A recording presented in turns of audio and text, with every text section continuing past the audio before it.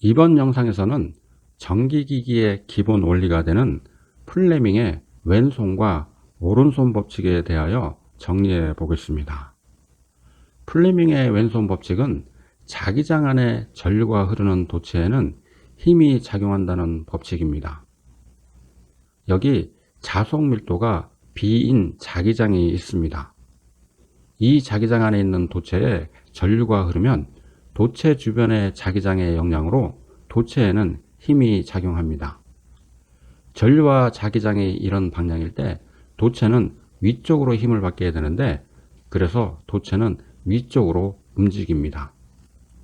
왼손의 검지를 자기장의 방향으로, 중지를 전류의 방향으로 맞추면 엄지손가락이 가리키는 방향이 힘이 방향이 된다는 것이 바로 플레밍의 왼손 법칙인 것이죠.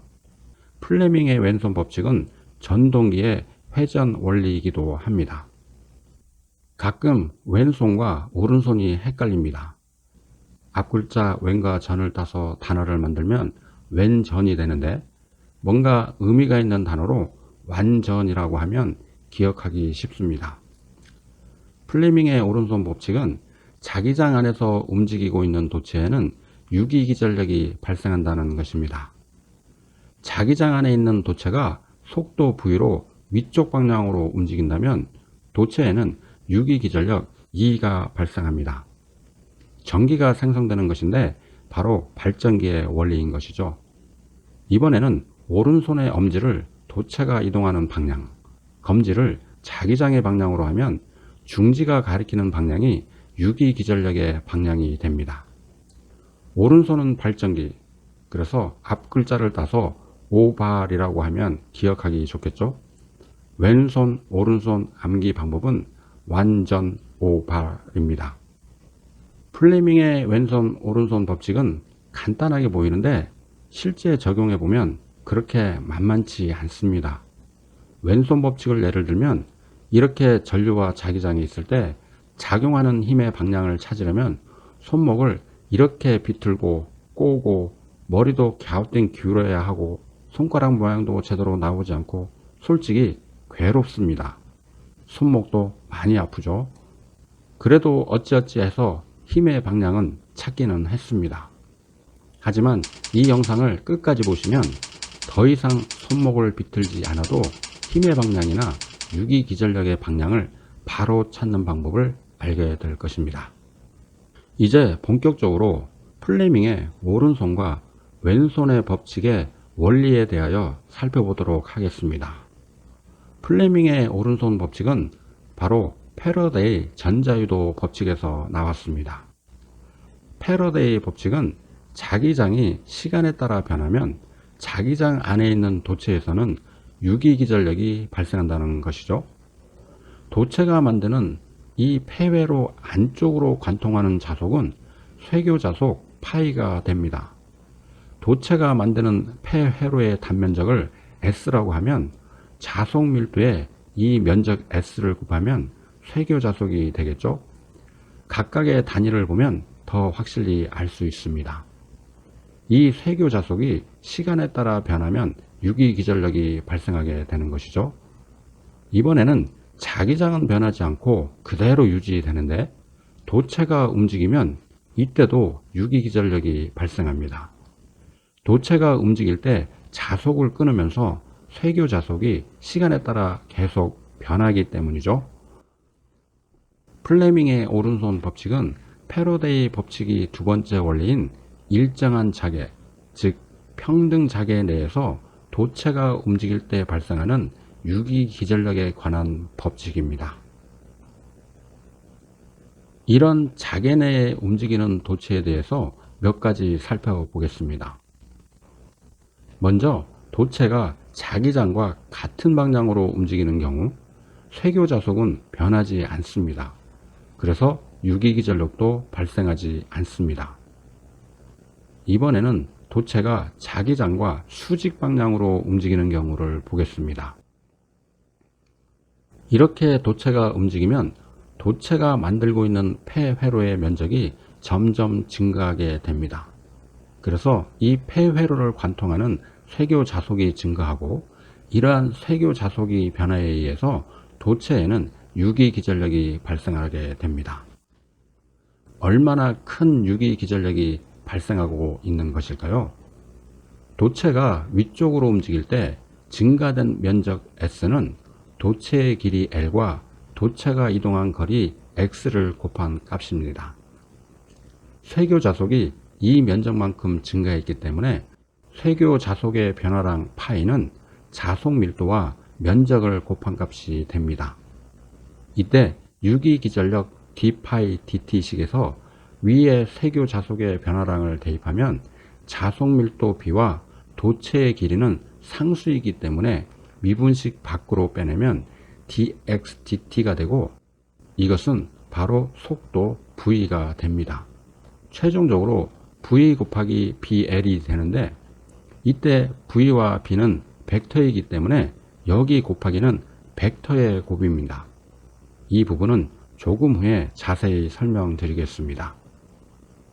이 과정은 유기기전력이 이렇게 유도되는구나 정도로 이해하시면 됩니다.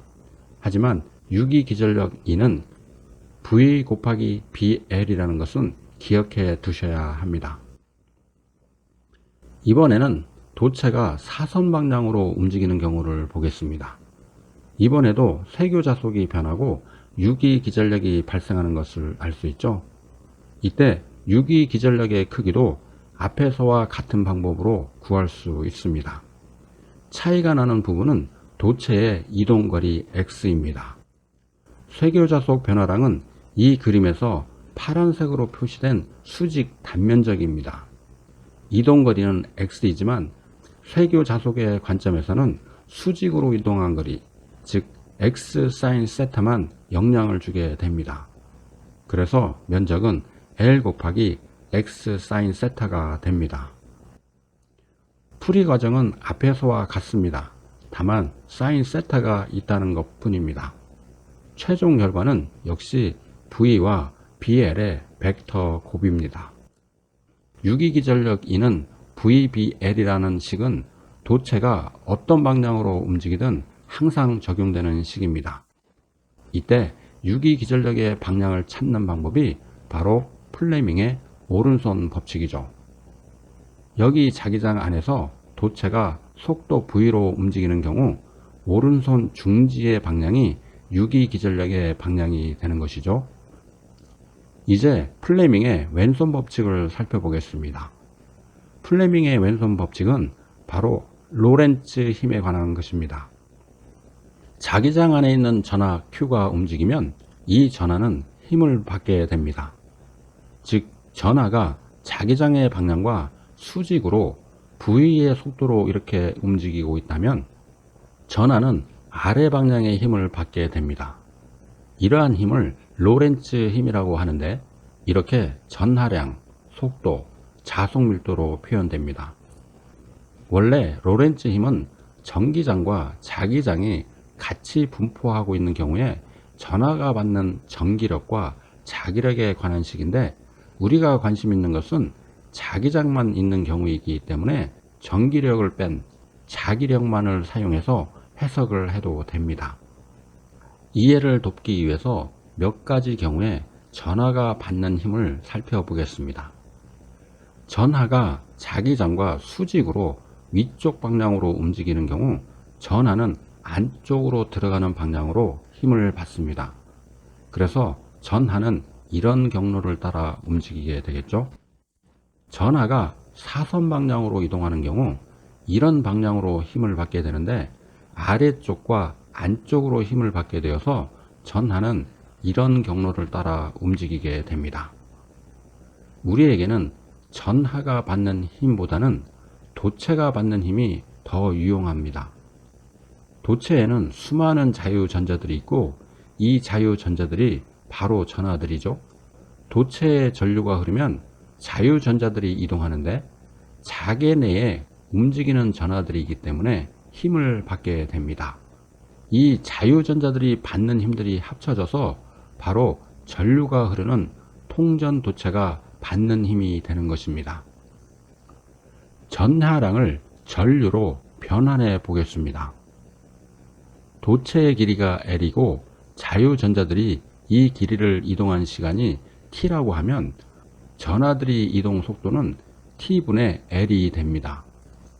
이 이동 속도를 로렌츠 힘의 수식에 대입하면 T분의 Q를 얻을 수 있는데 이것이 바로 전류인 것이죠.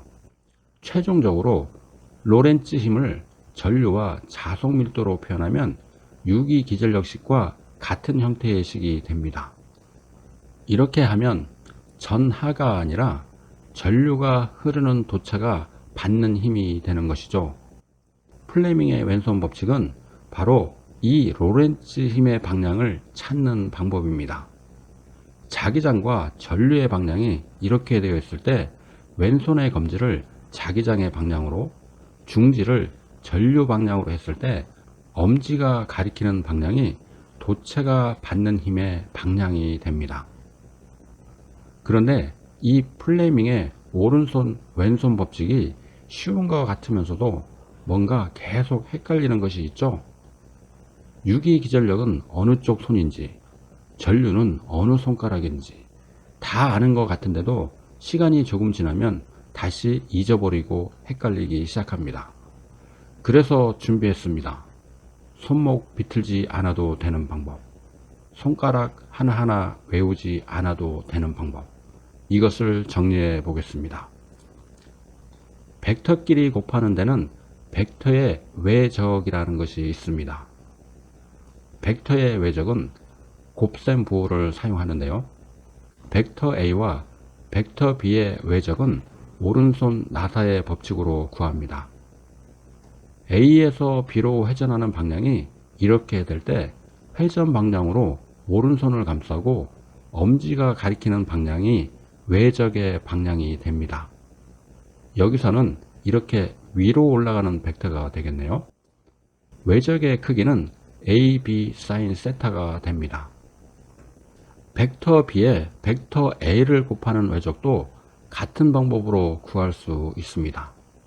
B가 앞에 있기 때문에 이번에는 B에서 A로 회전하는 방향을 잡으면 됩니다. 그러면 오른손 나사의 법칙을 적용하면 B 곱하기 A 외적은 아래 방향이 됩니다. 두 개의 벡터를 곱하는 순서가 다르면 방향도 달라진다는 것을 알 수 있죠. 이제 이것을 플레밍의 오른손 왼손 법칙에 적용해 보겠습니다. 유기기전력식에서 곱하기는 바로 벡터 외적입니다. 먼저 속도 V에서 자기장 B로 회전하는 방향을 잡습니다. 이 방향으로 오른손을 감싸면 엄지는 유기기전력의 방향이 됩니다. 도체의 길이는 벡터 값이 아니기 때문에 곱하기 부호 뒤에 있어도 되고 앞에 있어도 됩니다. 부호 앞에 있는 경우에도 같은 결과를 얻는다는 것을 알 수 있습니다. 이번에는 플레밍의 왼손 법칙에 적용해 보겠습니다. 전류가 흐르는 도체가 받는 힘, 역시 전류와 자기장의 벡터 외적입니다. 앞에서와 같은 방법으로 전류에서 자기장으로 회전하는 방향을 찾고 오른손을 그 방향으로 감싸면 이번에도 엄지손가락 방향은 힘의 방향이 됩니다. 이 영상의 초반에서 손목을 비틀면서 어렵게 힘의 방향을 찾았습니다. 하지만 이제 더 이상 이렇게 안 해도 되겠죠? 회전 방향만 찾으면 오른손 하나로 충분합니다. 이번 영상의 내용을 정리해 보겠습니다. 완전 오발 기억나시죠? 완전은 플레밍의 왼손 법칙이고 전동기의 회전 원리입니다. 힘의 방향을 찾는 방법이고요. 힘은 로렌츠 힘인데 전류 곱하기 BL로 여기서 곱하기는 벡터의 외적입니다. 오발은 플레밍의 오른손 법칙이고 발전기 원리입니다. 유기기전력의 방향을 찾는 방법입니다. 유기기전력은 도체가 이동하는 속도와 BL과의 벡터 외적입니다. 이 식을 쉽게 암기하려면 자속밀도 B가 기준이라고 생각하시면 됩니다. 즉 식의 가운데에 있는 것이죠. 앞에 있는 전류 속도와 벡터 외적을 하는데 이것은 오른손 나사의 법칙으로 바로 구할 수 있습니다. 몇 가지 경우에 대해서 연습을 해 보겠습니다. 플레밍의 오른손 법칙을 적용할 때 V에서 B로 회전 방향, 그리고 오른손을 회전 방향으로 감싸기, 그러면 엄지의 방향이 유기기전력이 됩니다. 이 경우에도 V에서 B로 회전 방향을 잡으면 유기기전력의 방향은 이렇게 되겠죠. 플레밍의 왼손 법칙도 마찬가지입니다. 전류에서 자기장의 방향으로 오른손을 잡으면 엄지는 힘의 방향을 가리키게 됩니다. 이렇게 해서 이번 영상에서는 플레밍의 오른손과 왼손 법칙에 대해서 알아보고 그 원리와 관련된 수식들을 유도해 보았습니다. 시청해 주셔서 감사합니다.